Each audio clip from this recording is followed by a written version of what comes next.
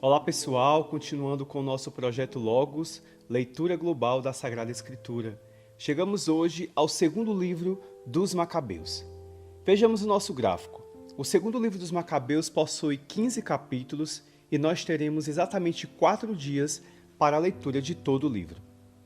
O segundo livro dos Macabeus não é uma continuação do primeiro livro, mas sim um relato paralelo que foca em um período mais curto e detalhado da revolta judaica contra a opressão sírio-helenista, a dinastia Seleucida. Enquanto o primeiro Macabeus funciona como uma crônica militar e política de tom mais seco, segundo Macabeus assume uma perspectiva profundamente teológica e dramática. Escrito originalmente em grego por volta do final do século II a.C., o livro se apresenta como resumo de uma obra maior de 5 volumes, escrita por um autor chamado Jasão de Cirene.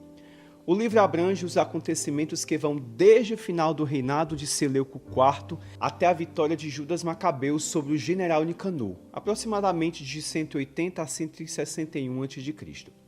Toda a narrativa gira em torno da santidade e da defesa do Templo de Jerusalém.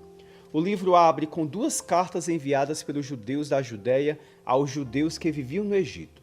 O objetivo principal delas é exortar a comunidade da diáspora, judeus que viviam fora da Terra Santa, a celebrar a festa da dedicação, conhecida hoje como Hanukkah, reforçando a união do povo em torno do templo reconstruído. A seção dos capítulos 3 a 5 reconstrói os antecedentes da revolta, mostrando como a crise começou de dentro para fora. O ministro Seleucida tenta saquear o tesouro do templo, mas é impedido por uma visão aterrorizante de anjos e cavalos celestes.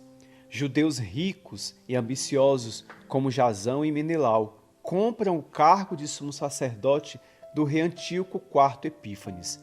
Eles começam a introduzir costumes gregos em Jerusalém, construindo um ginásio ao lado do templo e abandonando as leis de Moisés.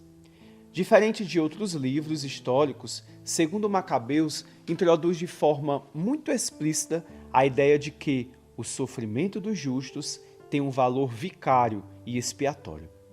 O autor explica que as tragédias que caíram sobre o povo não foram um abandono de Deus, mas sim uma correção pedagógica.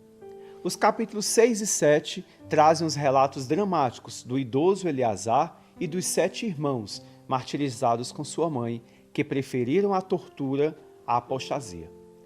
Esta é uma das partes mais dramáticas do livro. Diante da proibição da Torá e da profanação do templo, transformado em um santuário para Zeus, surge a resistência passiva.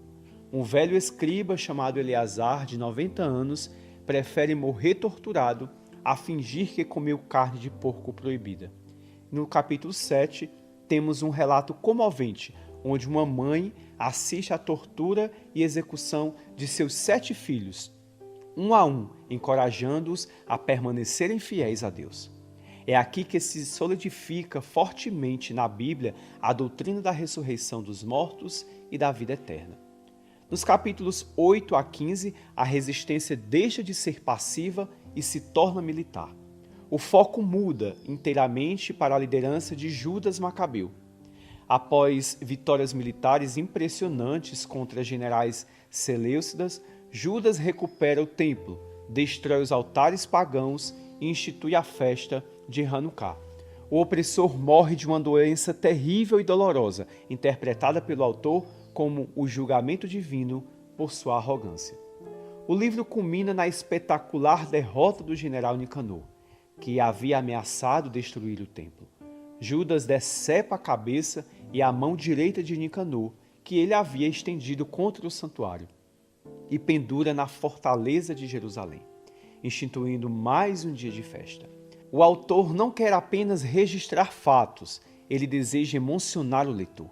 Ele utiliza recursos da literatura grega helenística para criar cenas de alto impacto emocional, descrições vívidas de milagres, epifanias divinas com cavaleiros celestes defendendo os judeus, mortes terríveis de tiranos e discursos heróicos. Diferente de outros livros históricos, segundo Macabeus, introduz ou enfatiza conceitos teológicos fundamentais que influenciaram profundamente o judaísmo posterior e o cristianismo. Em suma, o segundo livro dos Macabeus vai muito além de um simples registro de táticas militares ou sucessões políticas. Ele é essencialmente um manifesto sobre a força da fé e a preservação da identidade cultural e religiosa de um povo diante da maior tentativa de apagamento de sua história.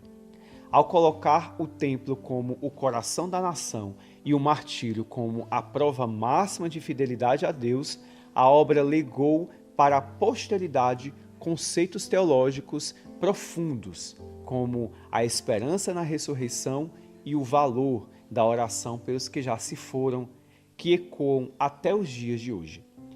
Terminar a leitura deste livro é compreender como a resistência espiritual e a coragem física se uniram para garantir que a tradição e a fé judaica sobrevivessem e continuassem a iluminar as gerações futuras. Pronto! Após essa introdução, você pode iniciar a leitura do livro. Boa leitura e até o nosso próximo vídeo. Deus abençoe.